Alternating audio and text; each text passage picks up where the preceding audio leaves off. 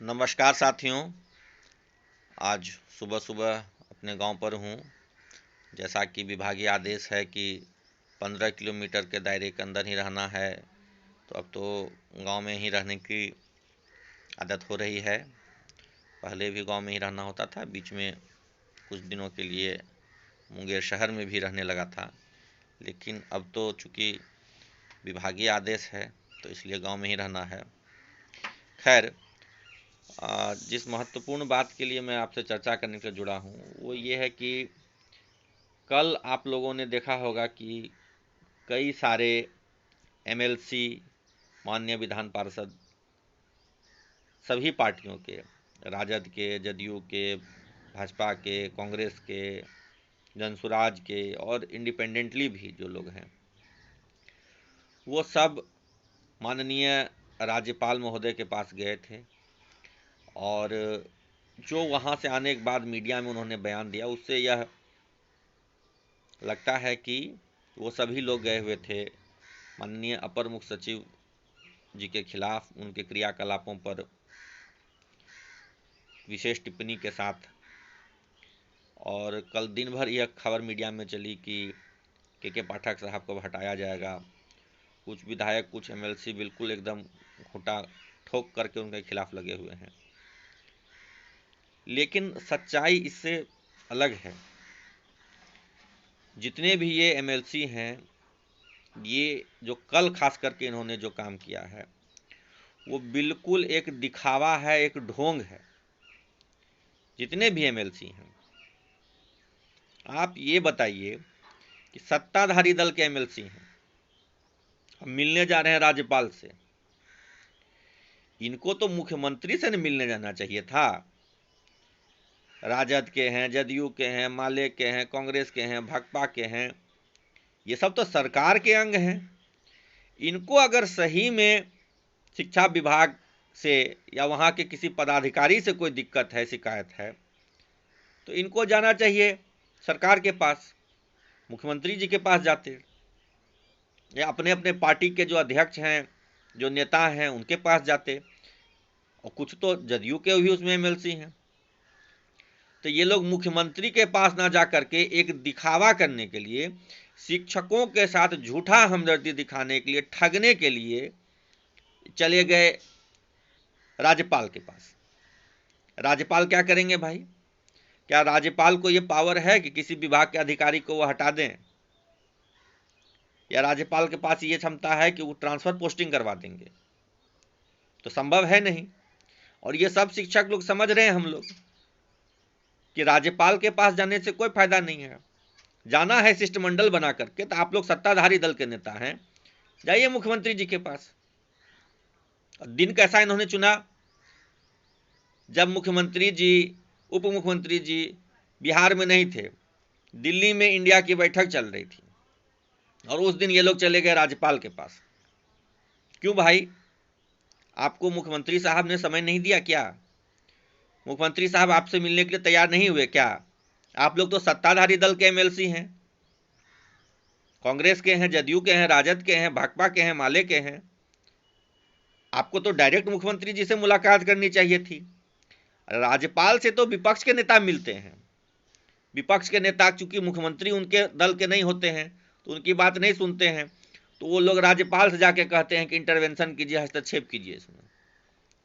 सत्ताधारी दल के नेता भी अब राज्यपाल के पास जाने लगे, मतलब कि सरकार उनकी बात नहीं सुन रही है, सरकार उनके अनुसार नहीं चल रही है, माननीय मुख्यमंत्री, उप मुख्यमंत्री उनकी बातों को तवज्जो नहीं दे रहे हैं, यही मतलब है। और उनके पास जाने छोड़ करके लोग चले गए हैं राज्यपाल महोदय के पास। महामहिम महोदय क्या करेंगे? ज़्यादा से ज़्यादा आपका जो प्रार्थना पत्र होगा, आवेदन पत्र होगा, ज्ञापन होगा, उसको भेज देंगे मुख्यमंत्री जी के पास। निर्णय तो मुख्यमंत्री जी को लेना है, सरकार तो मुख्यमंत्री चलाते हैं। यहाँ तो संसदीय प्रणाली है, और वहाँ पे संसदीय प्रणाली में मुख्यमंत्री मुख्य होते हैं। तो ये जो कल पूरा एक ढोंग रचा गया है, ये केवल और केवल शिक्षकों को छलने के लिए किया गया है, बाहरी दबाव क्रिएट करने के लिए, कि हम बाहर बाहर दिखावा कर रहे हैं कि हम लोग शिक्षकों के हितैषी हैं, हमदर्द हैं, राज्यपाल के पास चले गए। अरे क्यों राज्यपाल जी के पास गए आप? बगल में सीएम साहब का आवास है, उसी गोलंबर पर एक अन्य मार्ग। सीएम साहब आ भी गए, वहीं आप लोग चले जाते, वहीं जाकर के धरना देते, बैठते। और जिन एमएलसी महोदय का वेतन बंद हुआ है उनको दर्द मालूम चल रहा है। मेरा तो 6 महीने से वेतन बंद है, आपका तभी 1 महीना भी पेंशन बंद हुए नहीं हुआ है। और आप तो कह रहे थे माननीय एमएलसी महोदय की हम तो मुख्यमंत्री जी के आवास के सामने धरना देंगे। क्या हुआ? मुख्यमंत्री जी के आवास के सामने धरना नहीं दिए, गए भी नहीं उनसे मिलने, सीधे चले गए राज्यपाल महोदय के पास। ये सारे नेता लोग मिलकर के शिक्षकों को ठग रहे हैं, जितने भी एमएलसी हैं। शिक्षकों के वोट से जीतते हैं, शिक्षकों के समर्थन से एमएलसी बनते हैं। शिक्षकों के लिए क्यों नहीं धरना उपवास करते हैं? ये बड़ी बड़ी बातें कर रहे थे कि मुख्यमंत्री जी के सामने हम धरना देंगे, क्यों नहीं दिए धरना? क्यों चले गए राज्यपाल महोदय के पास? राज्यपाल इसमें क्या करेंगे? ये सिर्फ और सिर्फ शिक्षकों को सब लोग मिलकर ठग रहे हैं, बेवकूफ़ बना रहे हैं, शिक्षकों को बुड़बक बना रहे हैं। इनको पता है कि राज्यपाल महोदय इस मामले में कुछ कर नहीं सकते हैं। विभाग, सरकार जिन दलों की है, उन दलों के नेता अपने पार्टी के नेता के पास जाने को छोड़ करके, उनके बदले जाने के बदले राज्यपाल के पास चले गए। ये पूरी तरह से दिखावा है। और जान लीजिए, सभी शिक्षक साथियों जान लीजिए, जो हम लोग ये भ्रम पाल रहे हैं कि ये इस महीने में चले जाएंगे, उस महीने में चले जाएंगे, माननीय अपर मुख्य सचिव साहब कहीं नहीं जा रहे हैं, इसी विभाग में रहेंगे अगले 2 साल तक। और उनसे जनता बहुत खुश है, सरकार बहुत खुश है। जो कुछ वो कर रहे हैं सरकार के ही आदेशानुसार उनके सारे कर रहे हैं ना, अपने मन मर्जी से कोई पदाधिकारी तो करते नहीं है। सरकार जो कहती है, सरकार का जो दिशा निर्देश होता है, सभी पदाधिकारी उसी दिशा निर्देश का पालन करते हैं, और वही हो रहा है। तो सरकार खुश है उनके कार्यकाल से, कामकाज करने के तरीके से। वो जो भी डिसीजन ले रहे हैं तो निरस्त तो नहीं किया जा रहा है। इसका मतलब है कि सरकार खुश है। और सरकार जब खुश है, जनता भी खुश है, जनता में वाहवाही हो रही है, ताली पीटा जा रहा है। आज गांव गांव में बच्चा बच्चा माननीय अपर मुख्य सचिव साहब के नाम को जानता है, पहचानता है उनको, तो खुश है उनके काम से। तो जब सब खुश है, सरकार खुश, जनता खुश, परेशान कौन? तो शिक्षक। परेशान कौन? तो जिन एमएलसी महोदय का वेतन पेंशन रोक दिया गया है वो।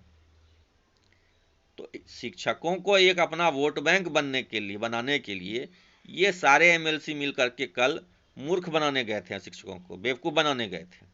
ये सही में शिक्षक हितैषी हैं तो जाकर के सीएम आवास के सामने धरना दें, सीएम साहब के से मुलाकात करें। वो नहीं होगा इनसे। कहीं नहीं जा रहे हैं के पाठक साहब, कहीं नहीं जा रहे हैं माननीय प्रमुख सचिव जी।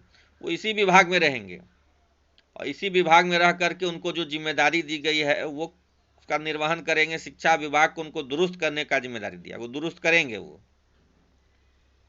उनको हटाने की जो साजिश हो रही है, जो बातें हो रही है, उसमें कहीं कोई दम नहीं है। कोई नहीं सीरियसली ले रहा है इस बात को कि उनको हटाया जाए।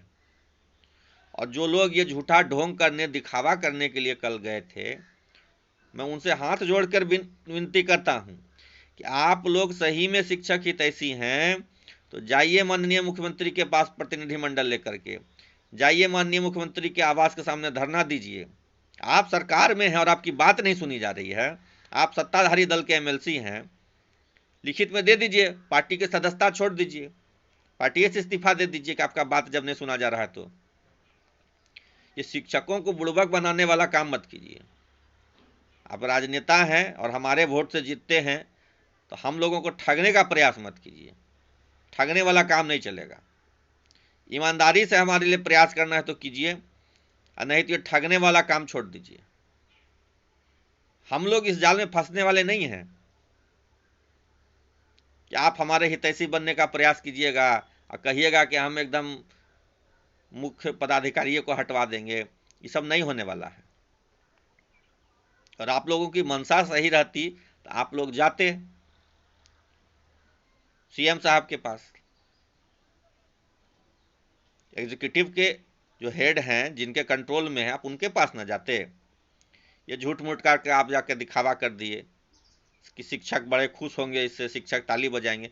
शिक्षक बेवकूफ़ नहीं रह गए हैं, अब शिक्षक को बुद्धि है, समझते हैं, नियम कानून जानते हैं, संविधान पढ़े हैं हम लोग, किसकी क्या शक्तियां हैं, किसके क्या अधिकार हैं, वो सब हम लोग जानते हैं।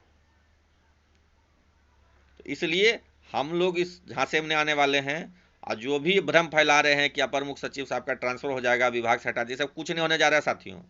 यहीं हम लोग को रहना है और हमारे विभाग में जो नियम कानून चल रहा है उसका पालन करना है। ये सब लोग सिर्फ दिखावा कर रहे हैं। धन्यवाद।